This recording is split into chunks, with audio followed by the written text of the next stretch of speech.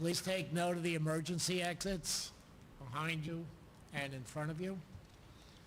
I need a motion to approve the order of the agenda. Motion? Second? All those in favor? Aye. Oppose? Motion passed. Next, we have the clerk's report. Thank you, Mr. Joslin. We'll do the approval of minutes from the last meeting. Be it resolved that the Board of Education accepts the minutes of the special meeting held July 30th, 2021. I need a motion. Motion. Second? Second. All those in favor? Aye. Oppose? Motion carries. Public comment at this time. The board will recognize any speakers wishing to address the board regarding agenda items only. Anybody? Thank you. Okay, now we will begin with our presentations and start with our superintendent, Mr. Clemenson. Okay.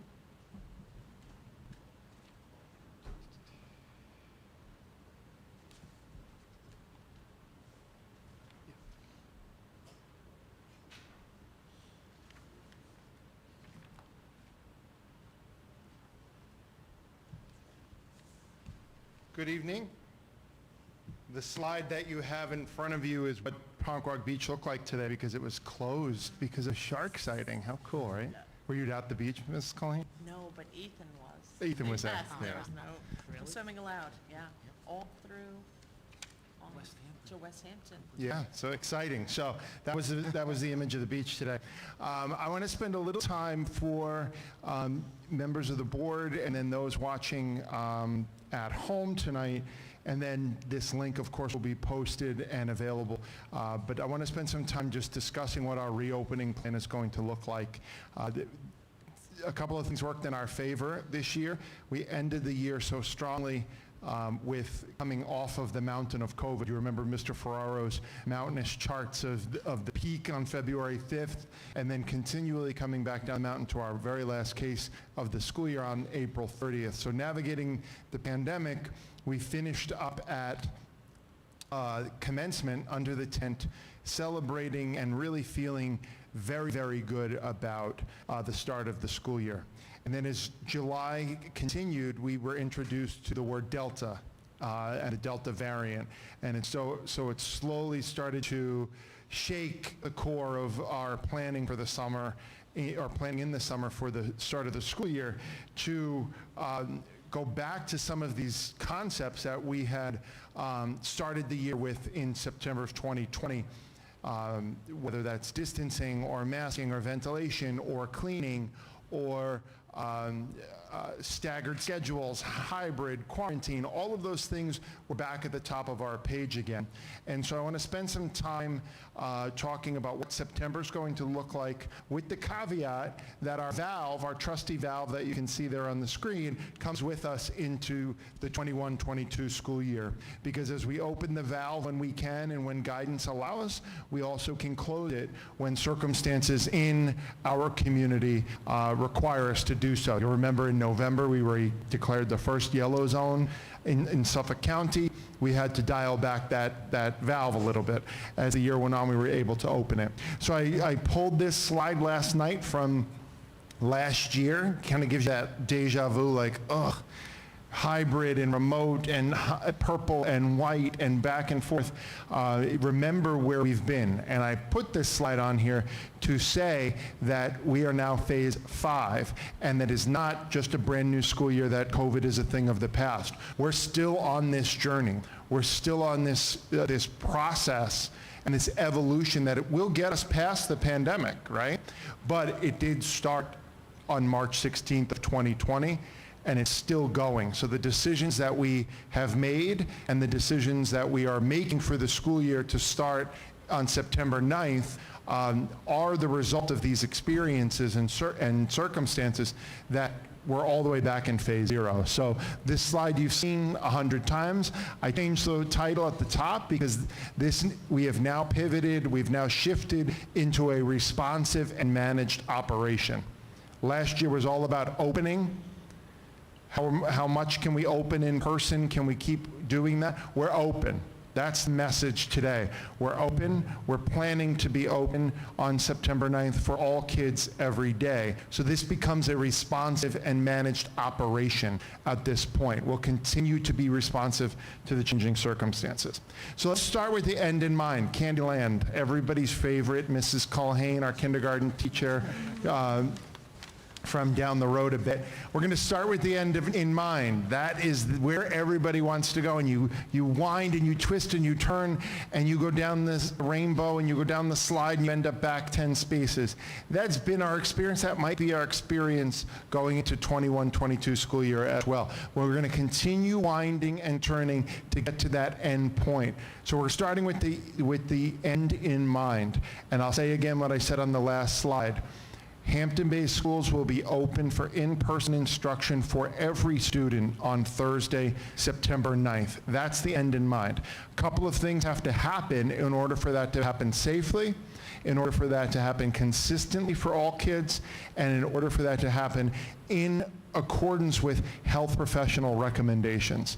The CDC, the U.S. Department of Education, the New York State Department of Education, you all as board members share the same value. Kids learn best when they're in front of their teachers and when they're with their peers in person. We did a monumental thing with hybrid instruction last year. It was not what public education should be in the long term. We made it through a difficult time, and we closed our economy, we closed schools, which was a tremendous strain on families. We don't have to do that now because we've learned what we can do in order to stay open. So the end in mind, all kids in school every day. A couple of things have to happen, and we have to commit to working together as a community to do that, to at least start the school year. Remember the valve, only to start the school year. So the CDC recommends full-time in-person learning. Layered mitigation strategies. Never heard that phrase before the pandemic. Layered mitigation strategies. That helps us achieve this priority. That means we have to do a number of things. You can't just do one. You can't just pick and choose. We have to do a number of things to make that happen safely. And I remind you on the last bullet, our goal continues to be risk mitigation. We cannot guarantee in a global pandemic and a health emergency that we eliminate risk. But everybody in this school district, parents and community members included, work together to bring that risk level as low as possible. That's why we were successful last year. So the end in mind. All kids in school every day. How do we build that how do we build what that looks like? What rules of the road do we look for? What expert advice do we look for? We of course start internally with our faculty, staff, administration, and board. What are the things that are core to our academic program that we have to continue? COVID was the number one thing everybody talked and thought about last year, yet kids still enlisted in the military. They still entered kindergarten. They still transitioned and went through all of the milestones of life, applied to college, and are leaving for college now and in the coming days. All of those things still had to happen. So we look at our educational guidance. We look at our public health guidance. We joke that we play doctors on Zoom. We're not. So we have to rely on organizations like the New York State Department of Health, the Centers for Disease Control, the American Academy of Pediatrics, the Suffolk County Department of Health Services, our school district physician who is part of the Northwell Health Network, and the New York State Department of Education. As we left the school year in June, New York State Department of Health issued its last sets of guidance for us, June 7th and July 7th. It helped us allow for end-of-year celebrations like graduations and field days. And then on July 7th, it helped for us to go mask optional and in-person instruction for summer school. That was when the Alpha variant was still very low. July, as we moved into July and onward, we saw that increase. We also saw Albany go through a tremendous state of turmoil, and the New York State Department of Health and the governor tell us that no more guidance would be issued. There would not be reopening guidance. Left districts sort of out in the ocean on what sort of mandates we would need to follow. Health mandates, educational mandates. We believe in local control. We trust our locally elected school board. But there are some things that are not our wheelhouse. Public health guidance, right? Wasn't coming. The cavalry was not coming. The Centers for Disease Control, The Suffolk County Department of Health Services and the American Academy of Pediatrics were right there to consistently give guidance that talked about vaccines, masks, physical distancing, contact tracing, cleaning, and hand hygiene. So we're going to get into that as we go. But I put this slide up here, and this is for the public's benefit as well. We'll put all of this on our reopening website. It's the first image you see when you go onto our website. You click that, we'll load that this week. So if anybody wants to read the guidance, it is there for everybody to digest. Board members, you have that in your packet. So, again, let me repeat. We will welcome all students back to school on Thursday, September 9th. We anticipate a normal, in quotes, opening of school, because there are still going to be elements of this that are right now not fully normal. All buildings will be open for in-person instruction. We anticipate right now on August 17th, transportation, clubs, athletics, use of lockers, transitioning between classrooms will be part of the daily schedule. The valve is always in our hand to turn if we need to. We will benefit from the federally funded grant programs that were the result of stimulus packages passed by the United States Congress and signed by the President. I presented on that on July 6th. So the monies that are for quarantine instruction or learning loss remediation, mental health supports, the additional mental health staff that we put in place, we have federally funded grant programs. As Larry manages our budget to the nickel, we are confident in our spending plan that was passed by the voters at a high 80% pass rate in May. We're confident that the plan and our ability to manage this is important, that we'll be able to do that with this spending plan, okay? Here are the protocols. So this is just me talking for a little bit longer, no images here. No masks outside. Masks are optional if individuals want to wear them outside, staff or students. 100% masking inside the building. Faculty, staff, and students. All students, faculty, and staff will wear masks is our recommendation to start the school year. That leads to the next bullet, 3 feet of physical distancing at all times. Last year was 6 feet of physical distancing, which forced us into a hybrid scenario. It also forced our elementary school, which typically would have had 6 or 7 homerooms per grade level, to have 9 or 10. Okay, so class sizes were nice and low, but there were no extras there of, every space was a homeroom classroom. 3 feet of social distancing eliminates the need to have a purple cohort learning at home while the white cohort is in person. It eliminates the need for that. In addition, the removal of the physical barriers on student desks. They may show up in places like art classrooms where kids are working at a table and facing one another, but for the start of the school year, we would expect to see in classrooms front-facing rows again at 3 feet from a common point to a common point. What that does is allows us to prevent quarantining students.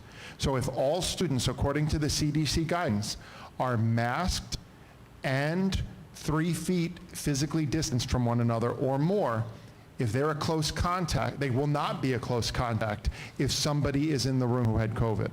We had 2,000 or so quarantine instances last year, rolling quarantines, kids all over the map learning remotely, full classes, individuals. It's very challenging for kids to manage their way through the curriculum.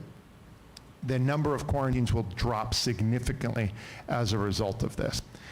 CDC guidance recommends that temperature checks can be conducted on a randomized and objective basis every 10th kid, every 5th kid, or not at all. It's not recommended anymore as a component of the wellness plan. The same with the weekly or daily health assurances. Families were asked to do it on a weekly basis. Staff did it every single day and continue to do it every single day who are working. Do you have fever, symptoms? Do you feel okay? And you say no, and that health attestation is filed. Both of those were irrelevant to our operation last year. So you learn things as you go through this. At that time, you thought it would pop fever. I think we had 1 fever that we caught at the door coming in. But that's okay, because the questionnaire might have reminded people to self-assess every morning as opposed to getting up and just flying out the door to school. But those will not be components as we start the year.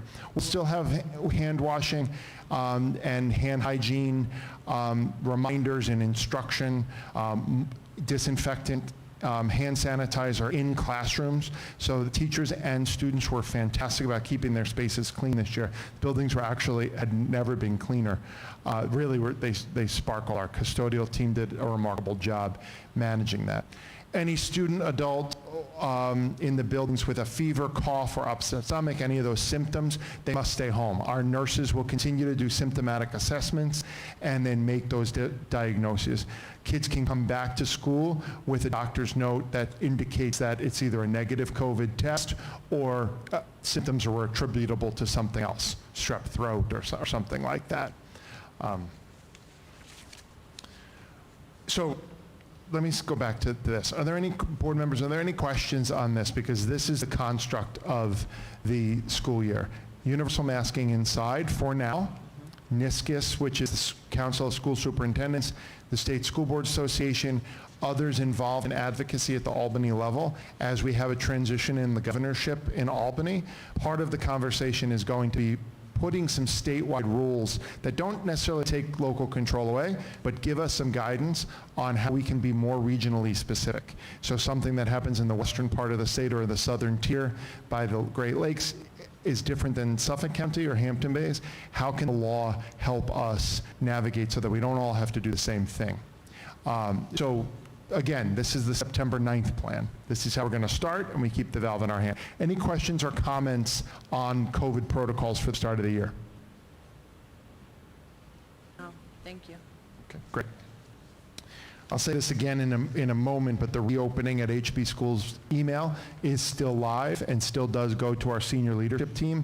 So 5 or 6 of us see it instantly. Parents will communicate through that as opposed to saying, how do you spell Clemson, or where do I go for this question? Reopening at HB Schools, and we engage with parents there. CDC does continue to recommend that those who are eligible and able to receive vaccines should receive a COVID-19 vaccine. Vaccines are eligible at this time for individuals 12 years and older. Vaccines are optional and at the discretion of the person in parental supervision of a minor and their healthcare professional. But we will continue as a school district to make those opportunities available for our community. We had a vaccine event on August 4th. We had 208 individuals sign up, or 208 individuals receive a vaccine. The second dose will be next week on August 25th, and we are working with Stony Brook Children's to still allow first dose walk-ins, because they'll be mobilized, they can come, and then we'll kind of triage it and say, okay, we got 50 more people to come in. Southampton Hospital, can you help us with the second dose in September so we don't have to remobilize? Takes a lot for their staff to come to the school. Takes a lot for the school staff to reorganize for the day. We've done 2,012 vaccines since April 6th, which is a remarkable, remarkable number from both the district staff who has managed this and Stony Brook Southampton Hospital and Stony Brook Children's. You can see if on New York State, if you just search COVID vaccine by zip code, I pulled this information as of August 15th.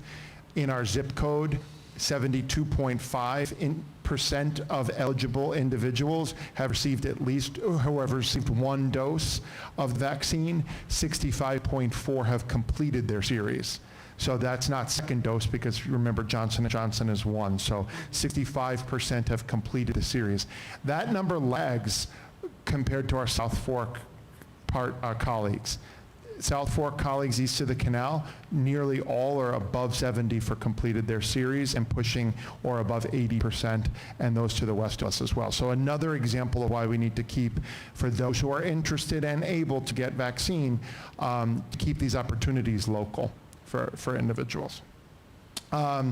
Instructional models. Go back to let's start with the end in mind again. School in person is the top priority, and we are doing everything we can and putting rules in place to make sure that in-person school happens for all children.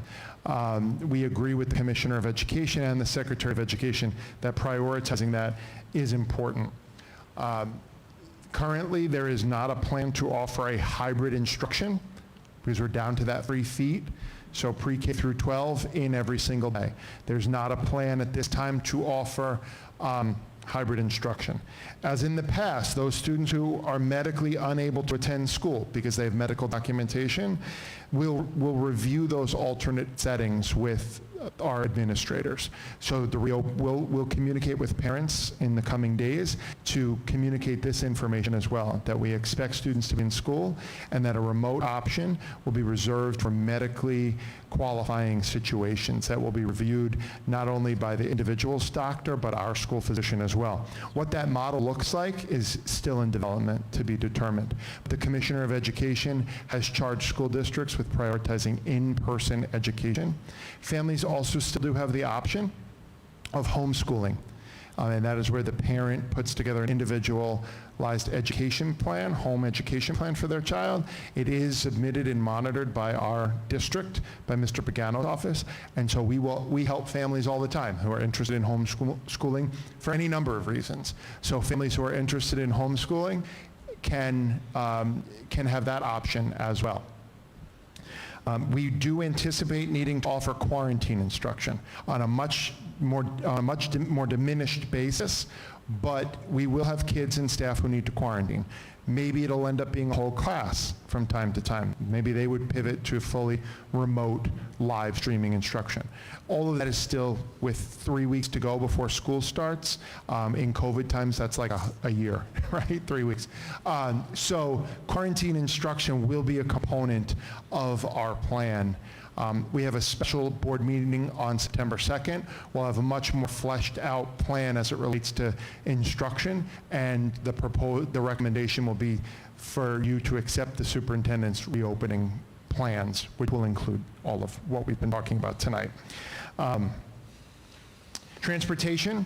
We are currently routing at 100% capacity. We encourage those parents who can to use other means of transportation. We have very efficient systems in the morning for families that are dropping off to get kids in. The elementary school, for example, instead of one entry point this year through COVID, and it worked out to be a great thing. What we often ask, what are the things that stay after COVID? Kindergartners entering in the kindergarten wing, second graders, second grade, third grade in that wing. It really made for a very calm, positive welcome to school every morning for kids. That's something that's going to stay. Super efficient. However, buses will be routed at full capacity. Universal masking for students and the driver is mandatory. We will be assigning seats and taking attendance. So we had live attendance so that if an individual was tested positive for COVID, we knew who was on the bus with them that day. We knew basically how long they were on the bus for. We load from front to back. You get on the bus, you seat based on how the route goes. Those kids sit in the back all the way to the front. You exit the bus and disembark front to back. Windows and hatches remain open as long as it's 45 degrees outside or hotter. The challenge still continues, and those of you, Ms. Capuano, you manage a business, staffing is a challenge, right? So the bus company is no different, and finding experienced drivers, they're always hiring. So if you know somebody who's willing and interested to drive a bus, that continues to be a challenge. We saw that when you quarantine sick or close contact individuals. We were running buses twice through the community because we had 50% of the drivers. So that agility is needed. That challenge exists still. Cleaning, sanitizing, and ventilation, our custodial team did a remarkable job this year. It was a consistently heavy lift for them. After Thanksgiving and after Halloween, it's a very heavy lift in a kindergarten classroom, right? Cleaning up after those parties. Every day was that, that level of intensity. To clean, to sanitize, to use those disinfecting misters on high-touch areas like doorknobs and crash bars and phones, and in the hallways. So that will continue. PPE will still continue to be available, masks and face shields, and we will continue to use those antimicrobial type products that work well for us. It's important to note with Mr. Luce's work with the Buildings and Grounds Department that all of our ventilation, anything that has a filter in it, is the highest level filter, the MERV 13 filter. We didn't start the pandemic like that. We left 2019-2020 school year with different levels of MERV filters. We have different levels of MERV filters in our homes, perhaps. But throughout the year, as the supply chain opened up again, we were able to upgrade those filters to MERV 13 filters, which in this case are a gold standard type filter. Again, community feedback and questions, go to reopening@hbschools.us, or you see Mr. Luce down at the dock, fishing with his boys. Wait till they're done fishing, then you can ask him. I go to Ponquag, I sit on the left side. I really sit on the right side. But the community conversations are important, whether it's email, phone, or reaching out in the community. We want everyone to feel comfortable and safe about coming back to school. The end in mind, every kid in school every day, using lockers, planning for homecoming, planning for field trips, all of those things. If we want to do them, we just have to do a couple of things in order to do that safely. We have to ask families again to commit at home to practicing safe behaviors. Big parties of mixed unknown people, probably not the best move just yet. We want you to behave as safely as possible. We'll behave as safely as possible so that when kids come in school, Mr. Carlson used this word today, this is a meeting point for 1,700 families in this community who come from 1,700 different places, experiences, health conditions, histories, and opinions. We all descend on this square footage on these two campuses. And then we send them back out again to 1,700 places of business and more and experiences. And so we have to play this differently. We have to play this differently than how we shop at King Cullen or shop somewhere else and behaviors that we make in our personal life. We have to have a social compact to do this together so that we can stay in school every day. It was just didn't feel right those first couple of weeks of school last year. Our kids dug in deep. They did a great job. They succeeded. They persevered. But you walked into a cafeteria where half of the class was there. Didn't feel right, right? So we want to make that commitment to being back in school together. I'm going to switch to a couple of things. We have a public hearing tonight on the District Code of Conduct and the District School Safety Plan and the Emergency Response Plan. That would be to take comments from the public on this. It is open for public comment also via an email or a phone call to Mrs. Pandolfo as our district clerk. That's posted on the website as well. So it's a 30-day comment period. It was noticed in our paper of record, the Southampton Press, and this is just an annual renewal. I'll go ahead and say right now that the big changes to the District Code of Conduct included language changes related to the legalization of marijuana. The Code of Conduct said no alcohol, tobacco, or illegal drugs. Marijuana is no longer an illegal drug. It is being treated for kids for students to be illegal, but we have to, like alcohol or tobacco. So marijuana is not an illegal drug, but it's illegal for kids to use it. So the Code of Conduct will now read alcohol, tobacco, marijuana products, or illegal drugs. So that's the change in the Code of Conduct. Otherwise, it's straightforward. The District School Safety Plan continues to evolve as we learn things. If there's a bus accident, we make some tweaks on our procedures. We make some tweaks on when we do fire drills or lockdown drills, and we change that plan. It's an 11-page document in the public. It's a 60-page document confidentially among stakeholders in school, the fire department, and the police department, because it has confidential elements of the safety plan on how we respond to crisis. But the 11 pages that are publicly available under public law indicate our philosophy, our approach, who the stakeholders are who make those safety decisions. So we'll take any comments during public hearing and then anything that has been rounded up over the 30 days. Upcoming dates, again, end in mind, we're planning for normal sports to start on August 23rd. Grade 5, grade 9, kindergarten, the transition point orientations coming up. We'll have a Board of Ed special meeting on September 2nd, and then we start the first day of school on September 9th after the Jewish holidays for our all of our students. Any questions at this point or comments from the board? Okay. Okay. Everything has an asterisk on it. We continue to go day by day. Thank you. Thank you. Thank you, Mr. Clemenson.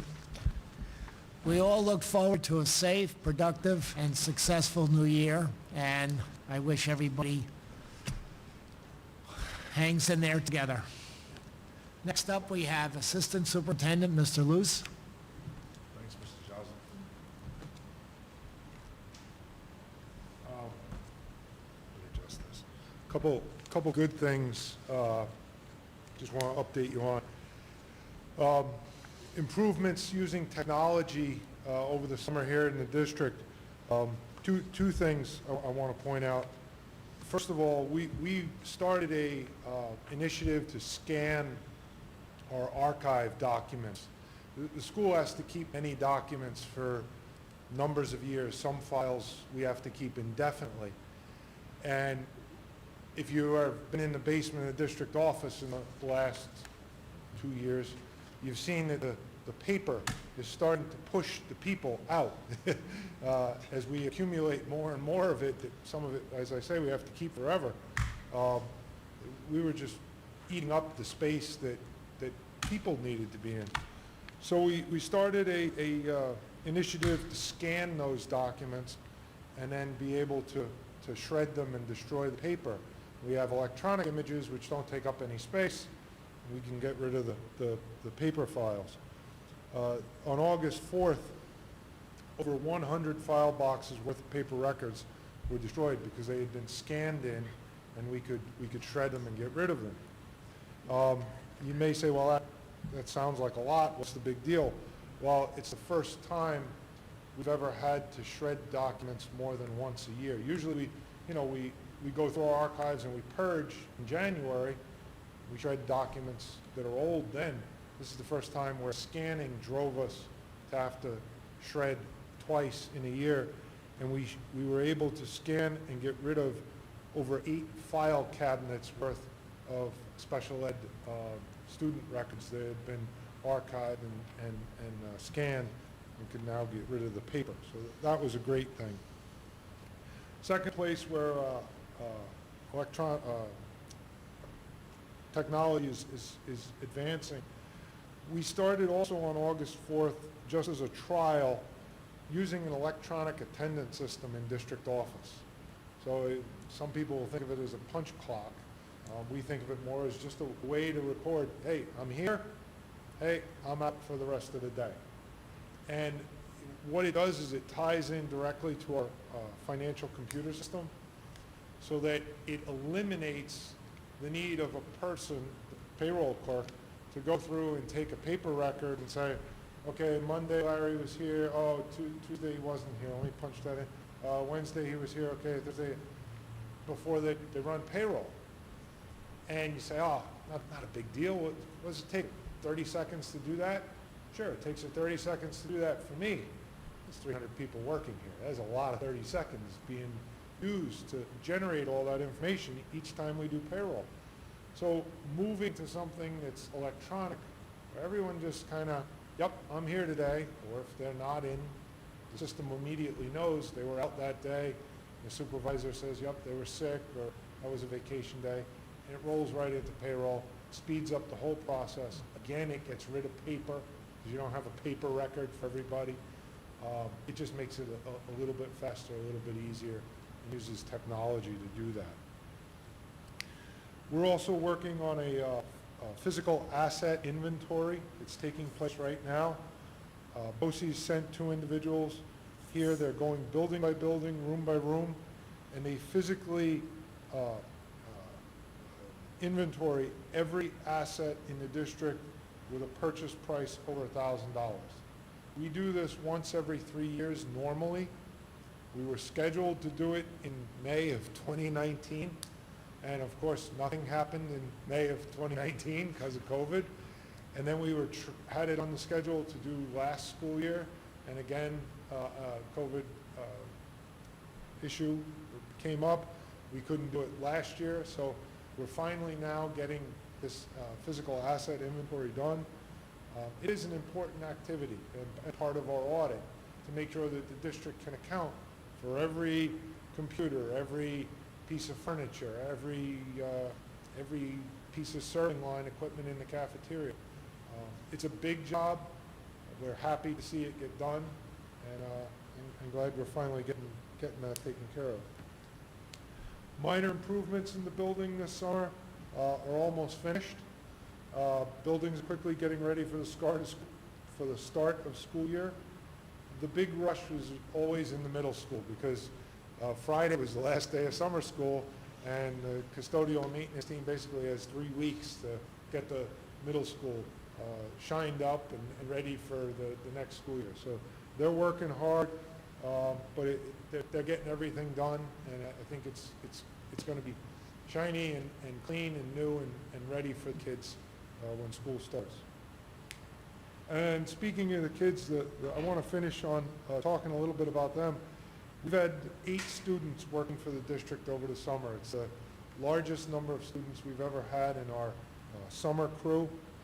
They've been great, really good workers, and a welcome help to the staff. We having a little bit of hard time hiring staff, as many businesses are. So having that number of kids interested in working in the school and taking jobs has really helped fill some shoes this summer.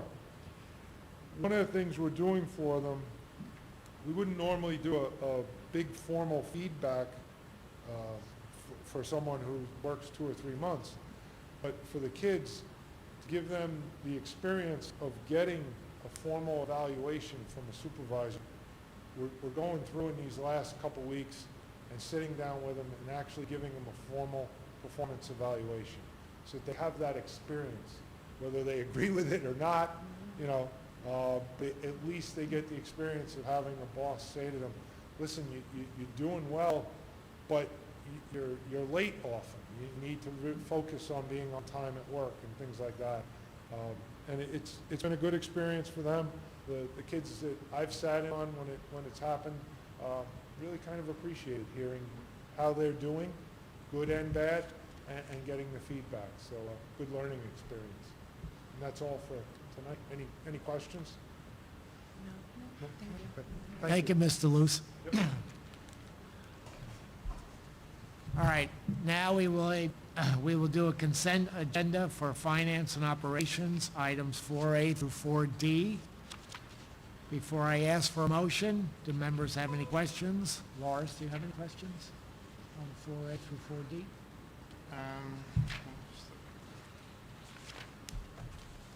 No. I call for a motion to approve items 4A through 4D. Motion. I need a second. Second? All those in favor? Aye. Opposed? Motion passed. We will now address item 5A, student services. Again, does anybody have any questions? Laura, do you have any questions or No. comments? Okay. Again, I call for a motion. Motion? Second? Second. All those in favor? Aye. Opposed? Motion passes. We will now do a consent agenda for personal items 6A through 6K. Again, I ask if anybody has any questions. Laura, do you have any questions or comments? No, I'll just say we're continuing to hire to be fully staffed as per the budget for faculty and staff. The week of August 30th, Mr. Carlson is planning a new teacher orientation. So it starts with a bus tour around a masked Yep. and distance bus tour around Hampton Bays, where we take all of our new faculty and staff and show them the experiences that our kids have. So we talk to them about the history of Hampton Bays, the great things, challenges that we're having, the great opportunities our kids take advantage of where they work, so that it gives them another personal experience there. And that'll be August 30th, 31st. I'll share that information with you if you want to pop by for any elements of that. Thank you very much. I call for a motion for items 6A through 6K. Motion. Second? Motion. A second? Second. All those in favor? Aye. Opposed? Motion passes. Under the Board of Education section of our agenda tonight, we have our annual public hearing for the district's Code of Conduct and Emergency Response Plan. These were noticed in our paper of record, the Southampton Press, and there is a public comment opportunity currently live on our website as well. At this time, I will open the public hearing and ask Lars to present these two documents. I mentioned that during my report the two changes, and if anybody has any questions or comments, they can call Mrs. Pandolfo and we'll connect with them. Any public comment?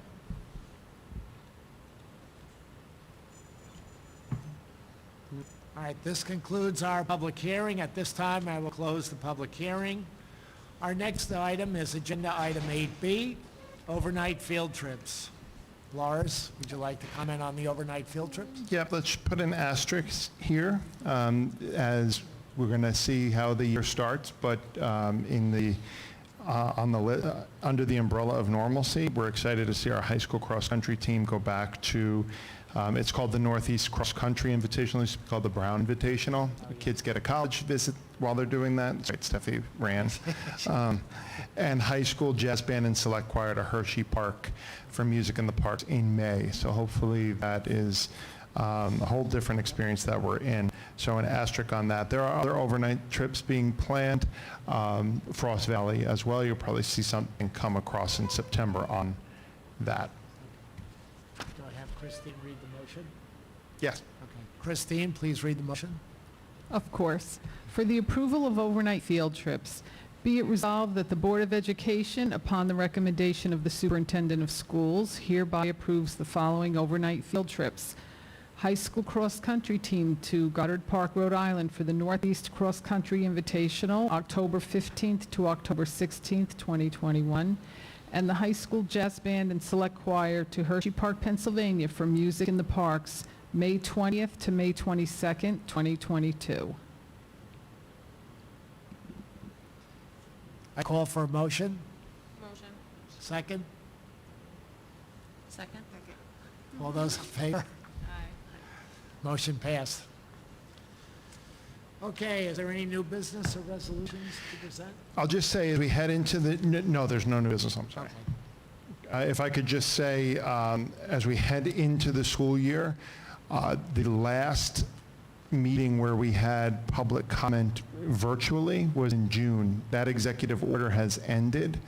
On June 24th, it expired at midnight, and so now by public meeting, open meetings law, meetings are to take place in public in person and public comment in person as well. So we are live streaming, again, another positive thing that's come from COVID. We had 14 viewers at one point tonight with us. But what is not available on that YouTube link is the ability to comment, because we're not monitoring that. We're not watching that. Public comment needs to be done here or by a call to the district clerk. Okay. Okay, thank you. Okay, at this time, we will have public comment for anyone to address the Board of Education on matters of their interest.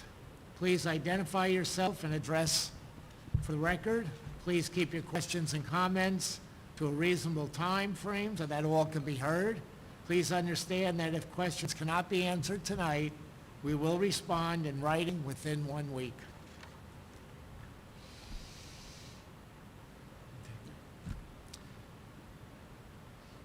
Hearing none, I will entertain a motion to adjourn tonight's meeting. Motion? Motion. Second? Second. All those in favor? Aye. Oppose? Meeting is adjourned. Thank you.